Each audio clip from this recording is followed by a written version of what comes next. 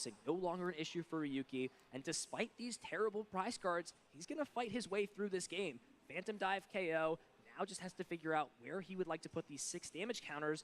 Does he want to go onto odd prizes and try and threaten this gimme ghoul, or is it just better to go after a different Pokemon? Instead, just going to dump all 6 onto this Sarah Ledge, trying to put it into range potentially later on during the course of the game to maybe route those prizes so Goldango EXs.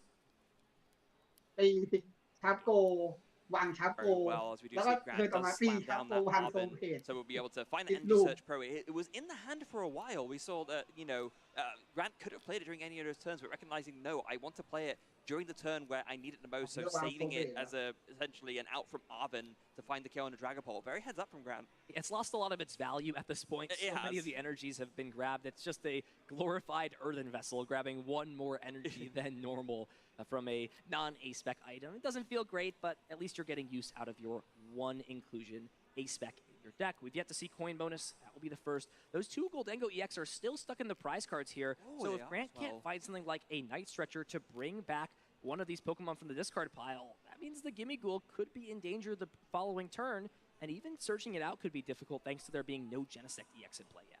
Yeah, and I mean, there is a universe as well where Ryuki could go ahead and, with the use of something like Holucha's Flying Entry, take a KO on the Gimme Ghoul, and then, yeah, you're left with, like, what, 1 Goldango out? You're not quite in a position where you can do, like, a double KO and knock out all of, like, the potential Goldango options on the field. But, yeah, there it is. 7 energy, make it rain. 2 more prizes for Grant, 2 more away from winning this game. How does Ryuki respond? Got plenty of draw at his disposal, so there will be plenty of options to follow. Ryuki at 4 prize cards does make me wonder if you can even afford to commit damage onto the Gimme Ghoul, since it essentially is forcing you into a 7 prize line. Yeah. With there already being 6 damage counters on the Sarah Ledge, is that something you want to chase after instead? With there being no Dusknoir, there's no threat of this Goldango EX in the active spot being knocked out as it stands. With there being no damage counters on the board, even something like Blood Moon Ursaluna is just 20 damage short of closing something like the game out. We're going to see Ultra Ball be played to start the turn off, and as you mentioned, Flying Entry could be one of the many pieces Ryuki needs to piece together this puzzle and close out game number 2. And I mean, that is going to be the grab. You can... I mean, it's going to be good no matter what, because you know, you put it down, you put 1 damage counter.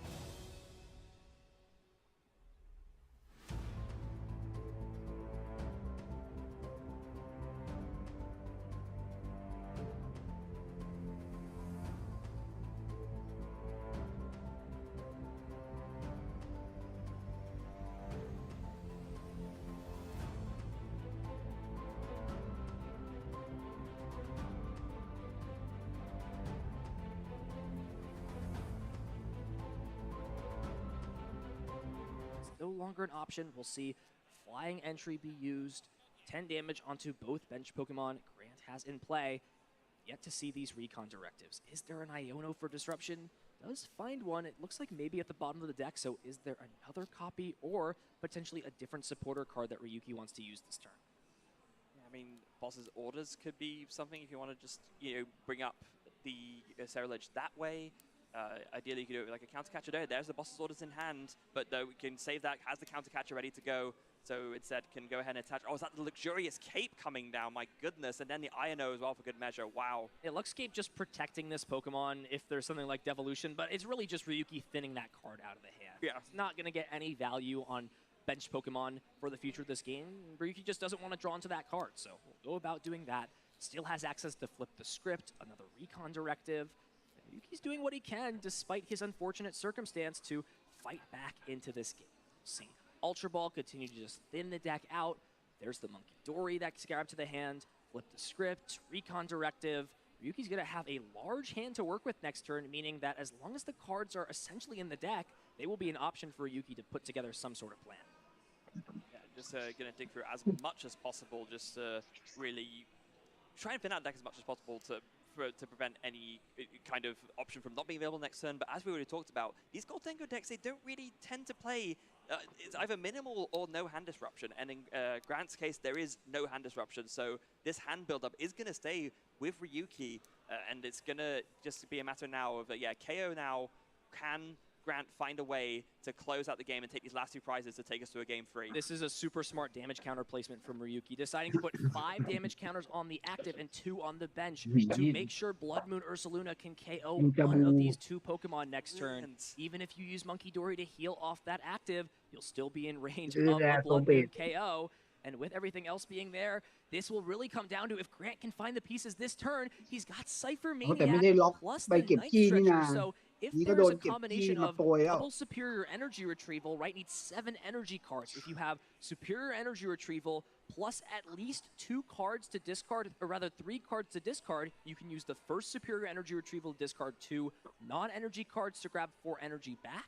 And then you can use the second one to pitch 1 energy from your hand to grab 4. The question, however, will be, does Grant have enough energy in the discard pile to do that? And I think after that big Make It Rain KO, Grant's going to have the pieces that are needed to close this game out, assuming he has the superior energy retrieval and enough cards to discard, which he should, since it's exactly 3 in hand.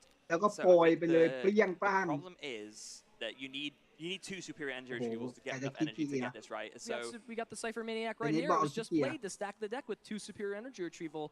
I'm not sure. No, it was a superior Pheasantipity. So maybe not enough energy in the discard is going to have to find a piece. Does he see it? Finds the superior energy retrieval. That means as long as there's enough energy cards in the discard pile, let's check. And there are plenty here. Lavincia plus the superior energy retrieval. And if there's 2 of those superior energy retrievals, then I think Grant's got the pieces he needs to close this game out. Their superior energy retrieval 1 and has the Night Stretcher. That's a 7 energy KO. Grant relying off that Pheasantipity. 1 piece short off the Cypher Maniac, but the Bird coming in clutch with the assist. They're going to a game number 3. Yeah, basically putting it together with the Night Stretcher already in hand. I decided the thing that would, the way I could play the odds best in my favor is to go for the Pheasantipity. One of the pieces I needed. So in the end, it was the Lavincia and the Pheasantipity, and then the Pheasantipity found energy retrieval. So you get to 7 without having to discard many cards from hand, which got around the problem that we were just discussing. Yeah, it's definitely close. I'd have to take another moment to think about how the math works. You know, Grant may have just not had that last superior energy retrieval in hand. Right? No, he absolutely didn't. Yeah, because he found it off of that Pheasantipity in the end, so just decided that to play the odds the best, you Cypher Maniac for the Pheasantipity and the Lavincia, and then with the Night Stretcher, as long as you find one of your superior energy retrievals left, that will do you. So let's have a look back at that game, because wow, that was an incredible game too.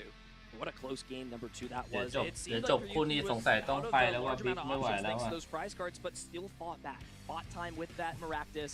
However, Grant just had the way to deal with it. The second Professor Turo picked up the Genesect and left himself with no trappable targets. Uldengo was able to draw enough cards to get these big KOs. Sarilege fell, but it was just this final turn with the Toadstool not being an available option. It meant these energies could freely be recovered from the discard pile, and that 7 energy Make It Rain forced us into a game number 3. The 3-piece combo of Lavincia plus superior energy retrieval plus Night Stretcher, 4 plus 2 plus 1, that's 7 energy, that's 350 damage, that KOs Dragon Ball EX. I'm sort of winding down here. You know, that was a factor going into the second game. We had just over 25 minutes left. The clock's sort of winding down here. I've got to wonder if this will impact, you know, obviously Grant's really going to play the same way regardless of what happens. I do wonder if he's going to decide to, over on Ryuki's side, try and go for a faster approach, since a trapping strategy may not be able to be executed in full with there being, you know, just over 10-ish minutes remaining in this round. Yeah, that's the problem, right? I mean, Dragapult is not the slowest deck in the world, but it is also not a deck that tends to win mega fast. It's not like a Raging Bolt. It's not like, well, Goldengo, which is one of the decks we have here. So that's definitely something that Ryuki's going to have to keep in mind. And I think something both players are going to have to keep in mind in general is just to physically play as fast as they can to squeeze this game free into 10 minutes. Yeah, both players already have a tie this tournament. So a tie essentially from this point pretty much acts as a loss. You really cannot have more than 2 ties and a loss essentially in a spot like this. Pokemon are being found, prize cards played out for both players. Get into our third and final game, and yeah, there's just 5 minutes on the clock. We're just going to see a draw pass here from Grant. That is a huge time to split. Ryuki's got nothing else, and this Maractus has a 2 retreat cost, so it's going to be really hard for him to move this out of the active spot if he doesn't find a thing like this Latios EX. That is an option. Ryuki's going to get 6 cards. If he can find Latias, Dreepy, ผ่านเลยโอ้โห and away เปิ to ดไม่ no, ดี he has อะ none of those pieces, just a monkey and a pass, and Grant has the exact piece he needs. Genesect EX finds the Goldango. We could see him make it rain this turn, and Grant is off to the races with just 4 minutes remaining. Yeah, and I think they might have heard it here at the commentary booth because they are playing a lightning fast here, just like motoring through the deck. So the metallic signal comes in, finds the 2 Goldango, coin bonus comes and in. Finds the earthen vessel. I'm not sure Grant had something like Arven in hand yet. He is grabbing cards as fast as he can. It looks like the Arven actually is in hand or just has plenty of Pokemon. Who needs a supporter, Freya? We've got everything here after a draw past turn 1. Yeah, also, we were being a bit generous. We were saying, oh, 10 minutes. It's actually closer to 3. Exactly, yeah. There was just ไม่น่า 5 minutes to start this turn here. We're going to see the เอาเลย KO, 3 นาที the exploding needles, putting ไม่น่า 6 จะ damage รอด counters หรอก on. What is in the hand? There's a Night Stretcher that can bring back the Maractus. Got Counter Catcher to buy some time.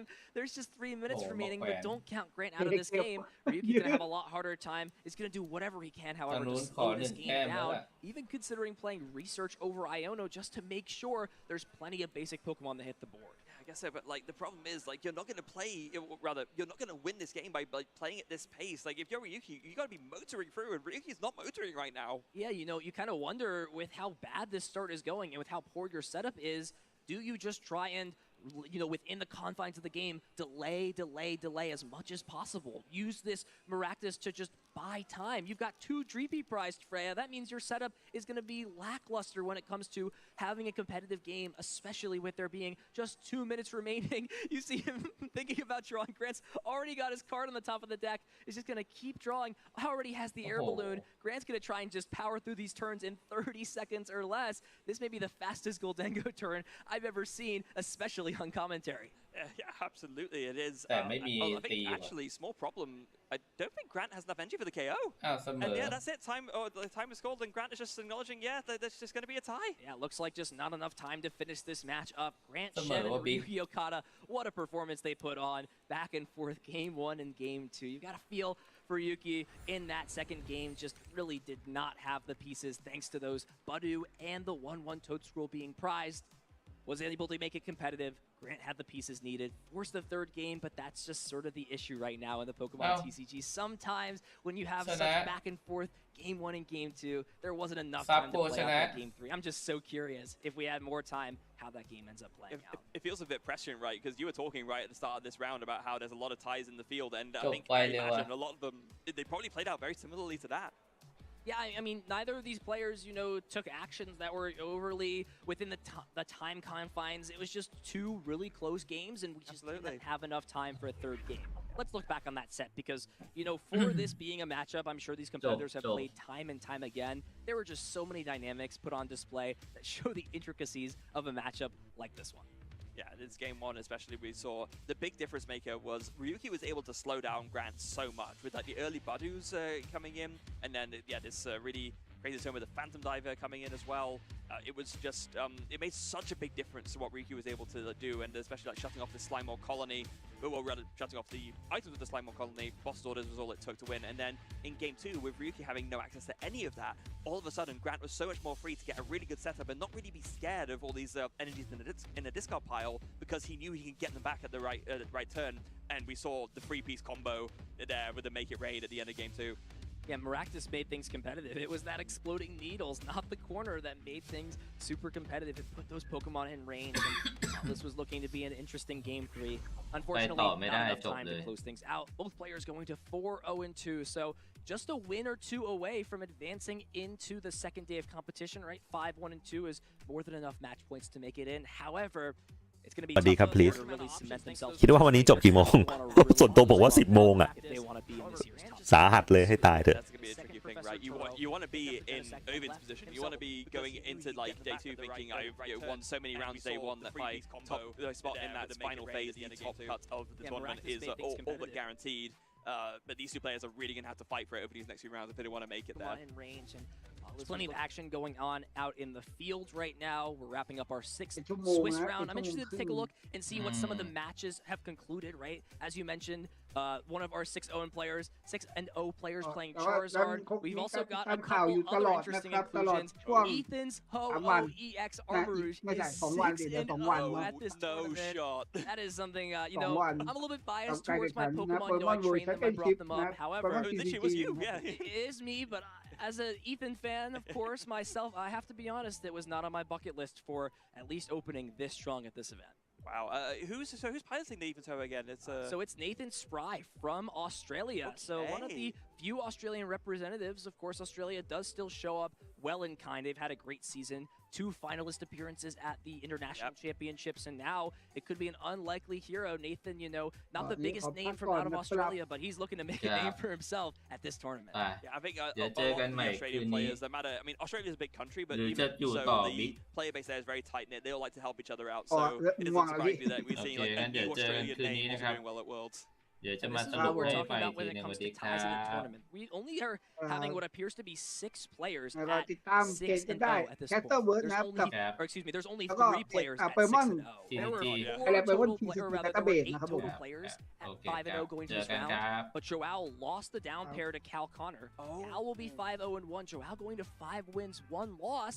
And this is really going to start to bring the question. We'll know a little bit better going into day 2. What is this point threshold cutoff going to look like for asymmetric top cut? That's going to